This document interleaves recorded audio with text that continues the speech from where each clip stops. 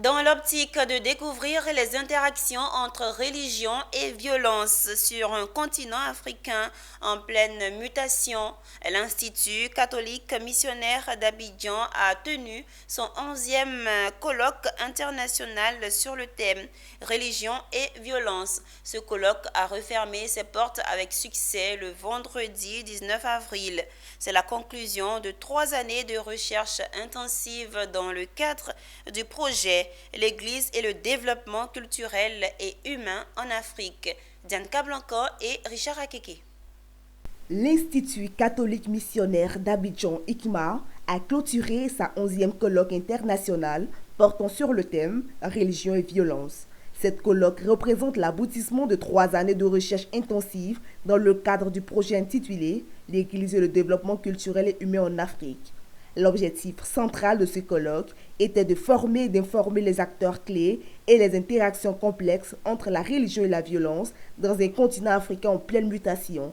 Chaque année, au cours de l'année du programme académique, il y a toujours 2 jours où l'Institut s'arrête pour réfléchir sur une thématique sociale qui touche à nos sociétés. Et cette année, ce que nous appelons le colloque international ICMA. Cette année, le thème que nous avons choisi, c'est religion et violence.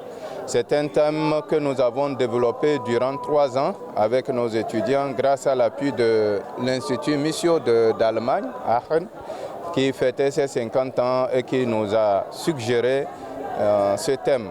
L'ICMA a été choisi pour mettre en place un groupe de recherche qui devait développer ce thème en allant voir concrètement si les religions sont cause de violence dans nos milieux. De la genèse des conflits interreligieux à l'émergence de phénomènes de radicalisation, en passant par les persécutions et les discriminations, les discussions ont permis de mettre en lumière les différentes formes de violence liées à la religion et leur implication sur la paix et la stabilité dans le monde. Les sociologues et les anthropologues ont montré que plusieurs axes peuvent être des sources de la violence.